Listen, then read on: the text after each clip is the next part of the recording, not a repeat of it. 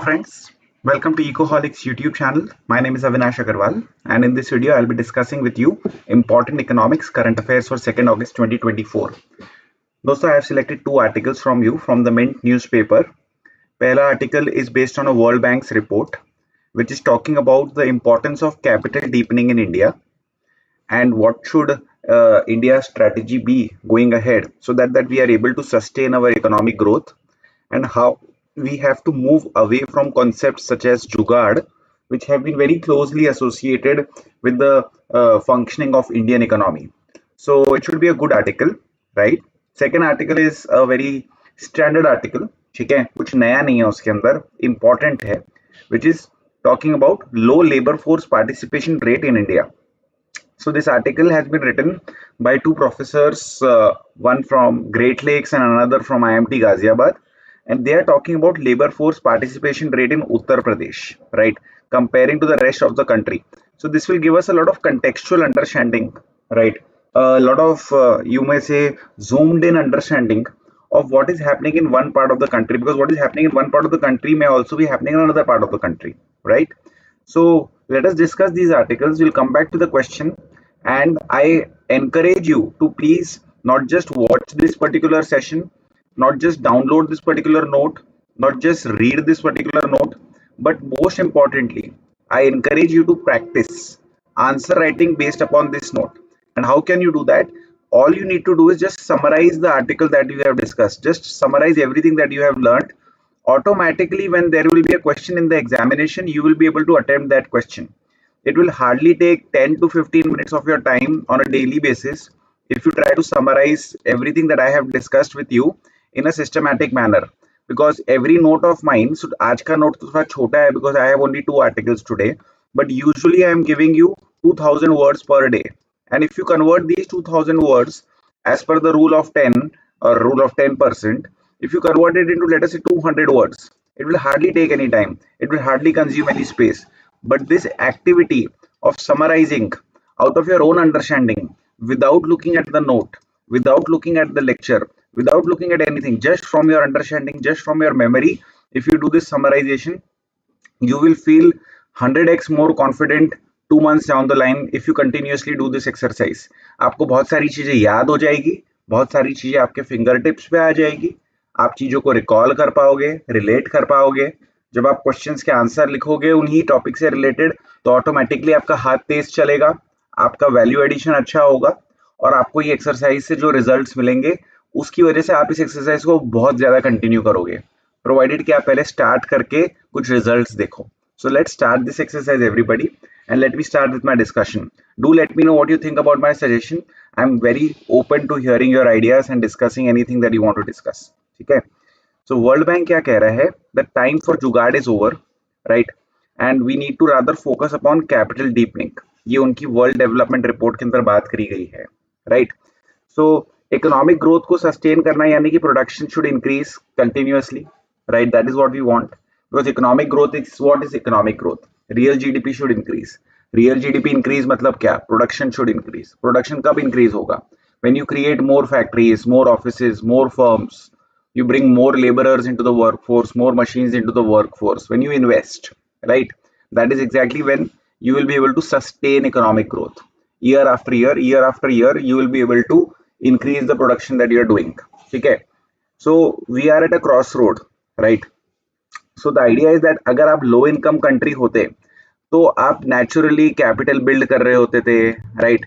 आप naturally education, health care, homes etcetera build कर रहे होते थे, तो आपकी इकोनॉमी के अंदर एक अपने आप से एक नेचुरल मोमेंटम रहता है ग्रोथ का, अच्छी ग्रोथ का मोमेंटम रहता है, because you are catching up from a very low base. But if you are a middle income country, right, आपने स्कूल्स बना दिए हैं, हॉस्पिटल्स बना दिए हैं, होम्स बना दिए हैं, राइट, तो उसके आगे की जो जर्नी है that can be, you know, a little difficult because growth is not guaranteed, growth is not assured. Low income countries के लिए growth is guaranteed, growth is assured. India जो 20 years 25 years ago था, तो growth was guaranteed. आज के आगे की growth is something that we will have to nurture, something that we will have to generate, right? So that's what's happening over here, that if you consider India in the 1980s, right, so capital deepening, right, that was important. ठीक है?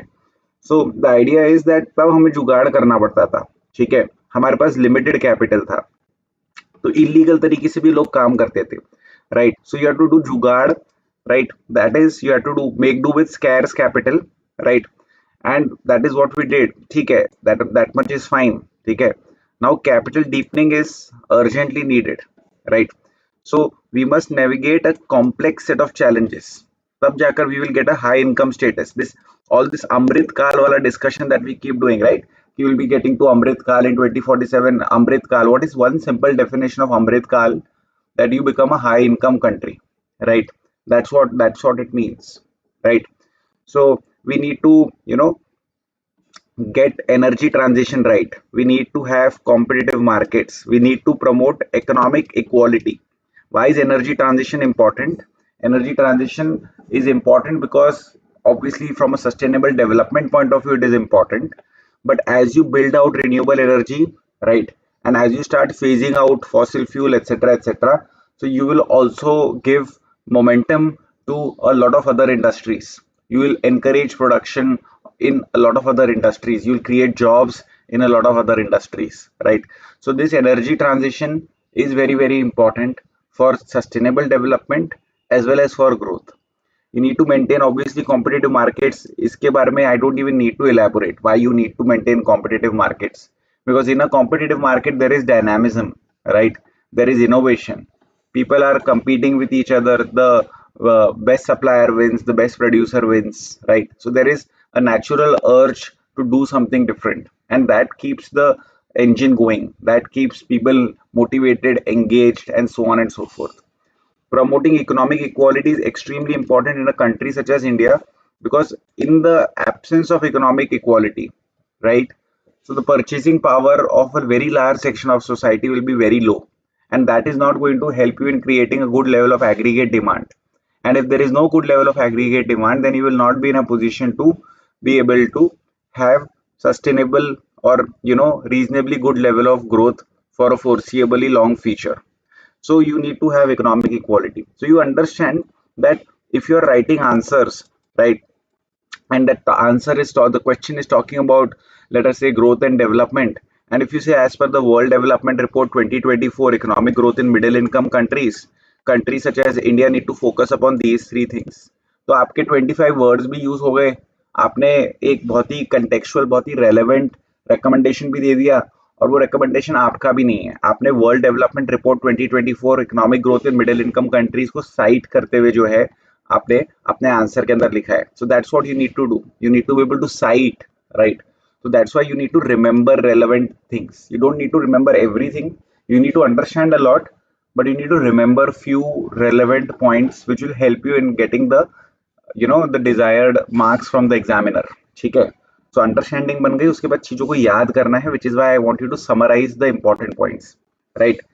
So आज के दिन तो India is a lower middle income country. Like I said that we want to be achieving a developed country का status by 2047, right. So the idea is that that they are emphasizing that large middle income countries such as ourselves, we need to transition away from coal, right. So this will help in new job creation, like I explained to you, that if you are creating more solar, more wind, more nuclear, more hydro, right, more biodiesel, right, then what you are doing is that you are creating new kinds of jobs, right. You're fostering innovation and you're enhancing production and trade without harming the environment, right. Decarbonization is very, very important.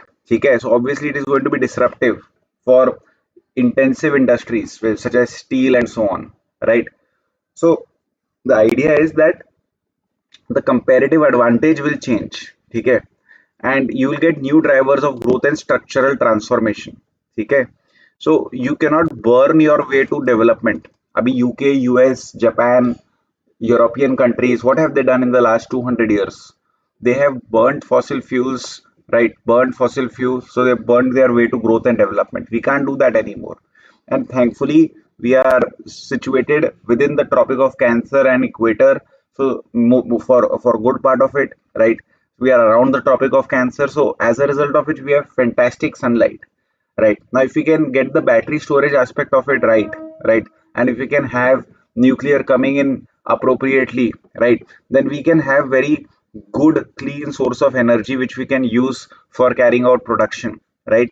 So our growth, our structural transformation, new competitive advantages is what we need to try and harness. That is what we need to focus upon. Okay, we have a target 500 gigawatts of non-fossil fuel energy capacity by 2030. We have a target of net zero emission target by 2070, right? Yet we are heavily dependent on fossil fuel, right? There is a 2.44% increase in fossil fuel based power generation in FY 23-24 itself, right? And your non-fossil fuel capacity rose to 190 gigawatts during the same period, right? So we need to go from 190 gigawatts to 500 gigawatts, right? That is a huge challenge. Okay, so these numbers, any good student, right, will be able to cite these numbers, right? I read a lot of essays, etc. oftentimes, and I see that students are giving very golu molu numbers. They are not committing, right? They are giving numbers which are like, very old fashioned, very old, very easily given by anybody. Hardly anybody will be able to write that in FY24, the fossil fuel based energy capacity or power capacity increased by so and so to, let us say, 244 gigawatts, whereas non-fossil fuel is exactly 190 gigawatts. We need to go to 500 gigawatts. So that's what I'm trying to say, that if you try to remember everything, you'll be able to remember nothing. But if you find out that, okay, as per my syllabus, these are the 7-8 important points for each subtopic that I need to try and remember, right? And let's say that there are 120 syllabus points, and for each syllabus point I have like 4 or 5 points jotted down, very important ones. So remembering 400 500 points is not a very big deal, because if we are trying to remember high quality 400 to 500 data points which fit well with the requirements of the syllabus, which can be used exactly anywhere in that particular context, okay? So that's just like 4,000 5,000 words. That's nothing, guys, absolutely nothing. So just think about it, just think strategically, okay? Right. So we have been urged, countries such as ourselves have been urged, right, that we need to prioritize regulatory adjustments so that the transition can happen, right, from imitation to innovation. Right now, we are all copycats. We all see what is happening in other countries and try to copy paste it. That's what our startups are all about, copy pasting concepts from here, there, everywhere, right? So we need to move beyond that, right, and we need to move towards innovation. Then government support is required in that. So what is the question that I have asked based on this? The question is this, that World Bank's 2024 World Development Report, it highlights the necessity of capital deepening for middle income countries like India to sustain economic growth and transition to high income status. Discuss the concept of jugaad as it was applied in India during the 1980s and analyze why capital deepening has become crucial for India's growth trajectory in the current context. Right. So very relevant question. I've given one part of the answer to you. If you feel that you want to do your own research, please feel free to do that. Now let us talk about old-fashioned topic: labor force participation rate by females. Right. So Uttar Pradesh is a very large state. Okay. So when I was young, somebody had said Uttar Pradesh is to India what India is to the world, meaning that Uttar Pradesh comprises of roughly 20% of India's population, let's say, and India comprises of, let's say, 20% of the world's population. The number is exactly 17-18%. I'm aware of that, but I'm just trying to make my point, right? So Uttar Pradesh is large. Okay. Working age women, about 57 million in 2021. These are the number of working age women, right?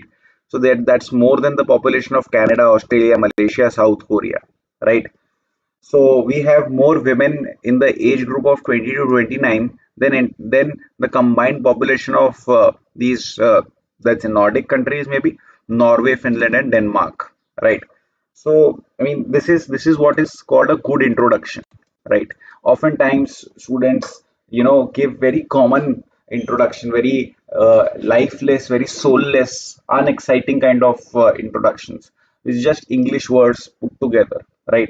So this is fantastic introduction, okay, because this automatically grabs the attention of the examiner. और इसके आगे you are doing your common things, which is fine, but at least आपने उसको कुछ तो नया दिया, right? So if you try to think like this, that and not be carried away by this, but if you try to think like this कि मैं examiner को क्या नया दे सकता हूँ, मैं क्या अच्छा दे सकता हूँ, so that will be very helpful, right? So this kind of analysis is something that I've come across for the first time, right?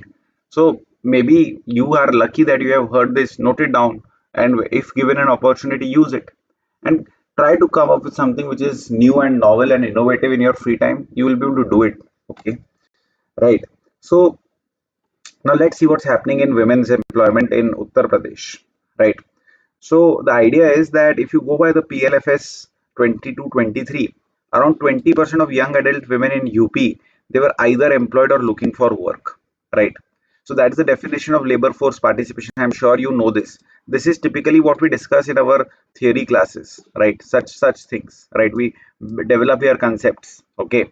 So what is labor force participation? What is labor force? So labor force comprises of those who are employed plus those who are unemployed. That is the definition of labor force. Who is employed? Somebody who is working, right? Let's say that, let's just leave it at that.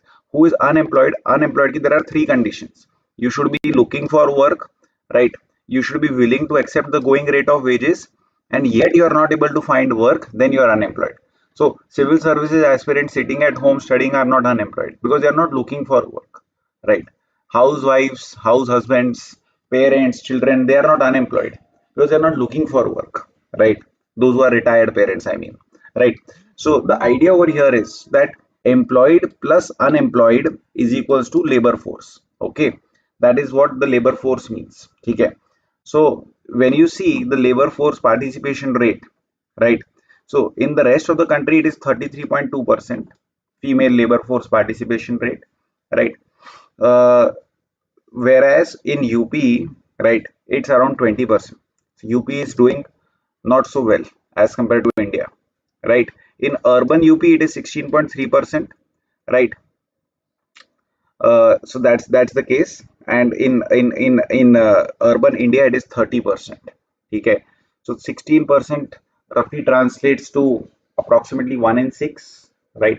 1 in 7, 1 in 6, 1 in 7, something like that, right? It's very low. Okay, what about the rest of the women? What are they doing? Okay, now UP is a young state, right?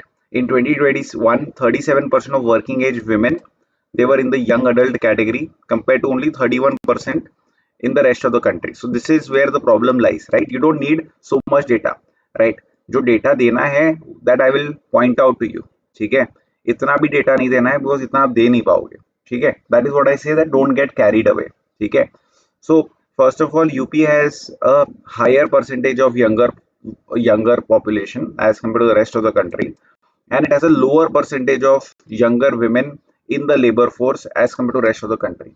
So आपके पास ज्यादा है, in yet आपका numbers कम है. So this is doubly problematic because you are wasting your demographic dividend, right? So next time when you want to cite example of wastage of demographic dividend, your example is ready, Uttar Pradesh, with no disrespect, right? So the idea over here is, ठीक है, that अगर आप India के TFR की बात करोगे तो India का TFR is 2, whereas यूपी का TFR is 2.4. What is total fertility rate?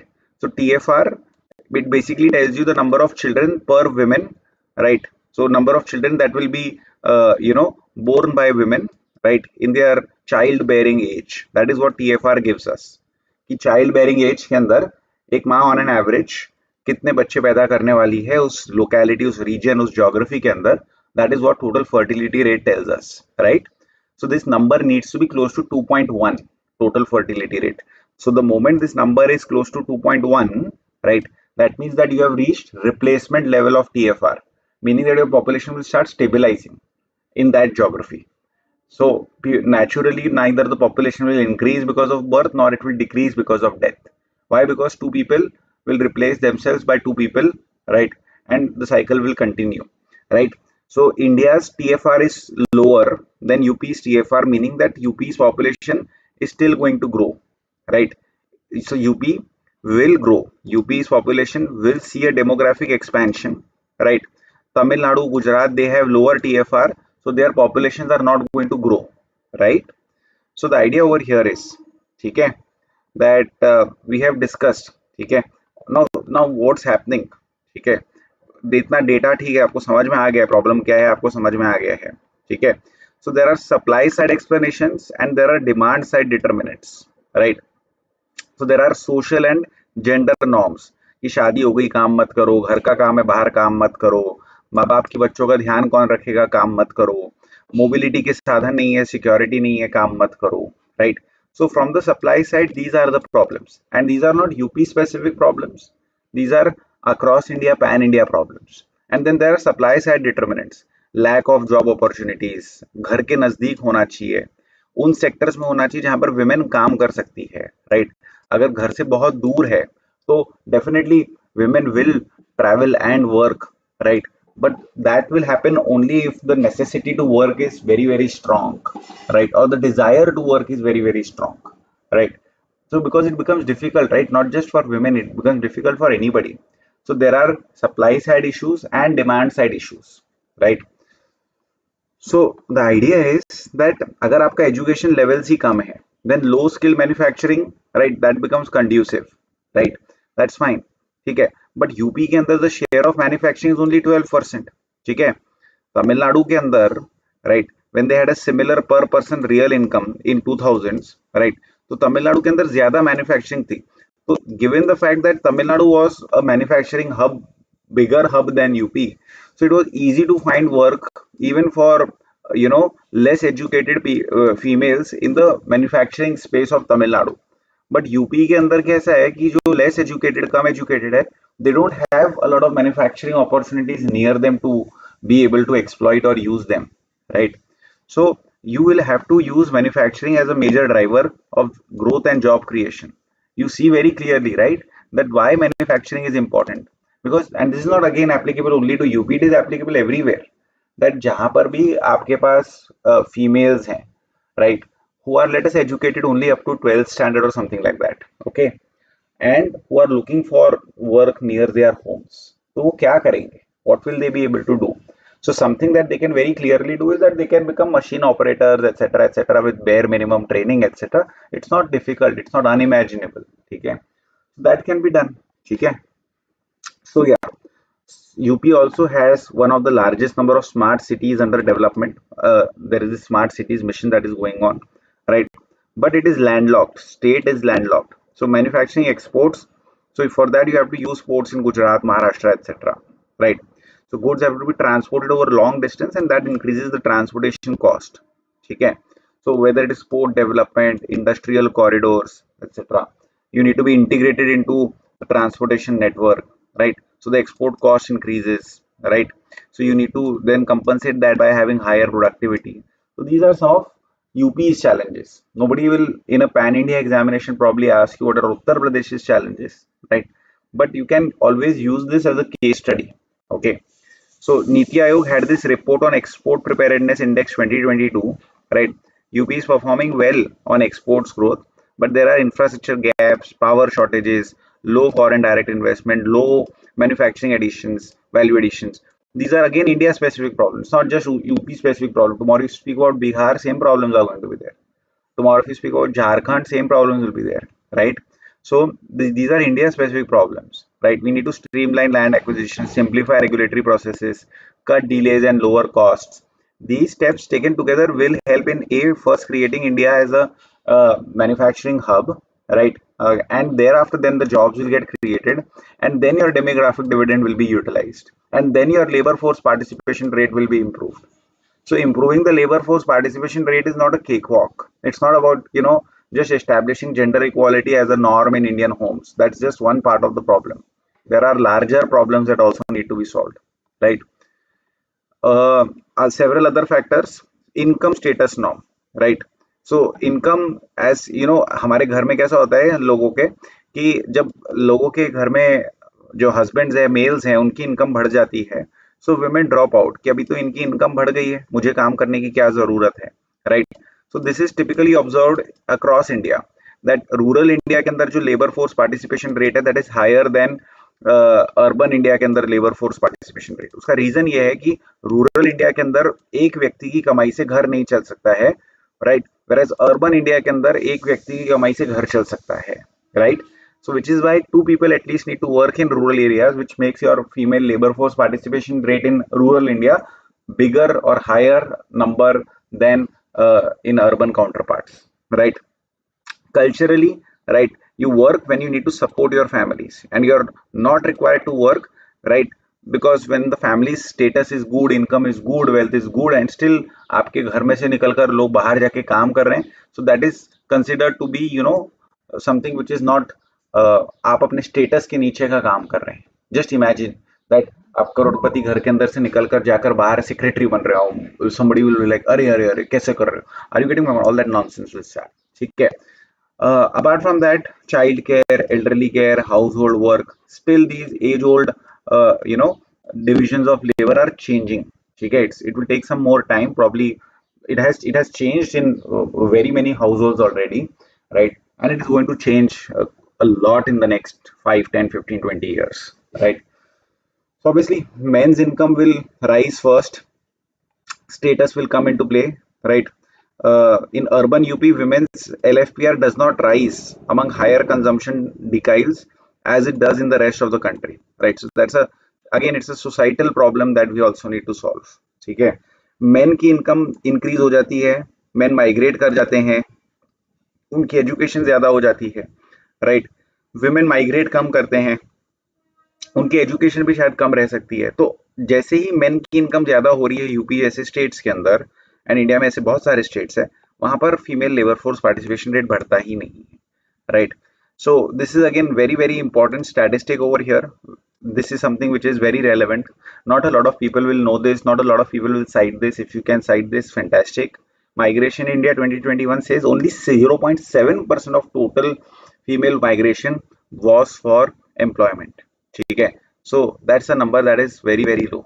ठीक है, men when they send remittances back home, right? So again this is division of labor. ठीक है, India very very very the remittances figure are talked about very positively and correctly so. $80 billion, $90 billion, people working abroad sending money home. But when men are working abroad sending money home, the natural expectation is that you take care of the home, right? So labor force participation rate sinks at that point of time, right? So there are no easy ways, honestly, to raise earning opportunities, right? It's a difficult task, and it becomes especially difficult in a state like UP, which doesn't have a very strong manufacturing base and which is having all these retrograde societal norms still very very strong, and you need to push past them. So analyze the factors contributing to low labor force participation rate, not just among women in Uttar Pradesh, but now also women in rest of India. So we have clearly divided the factors into supply side determinants and demand side determinants, right? Manufacturing expansion, socio-cultural norms, urbanization, etc. How can they help, right? And how can you exactly address these challenges? So a very good article that we discussed today, right? I have tried to give you a sense of how you need to approach this exercise, right? Please try to do this kind of summary, right? I have now discussed with you around 1250 words, right? Now the task in front of you is that please use 5 minutes of your time, 10 minutes of your time.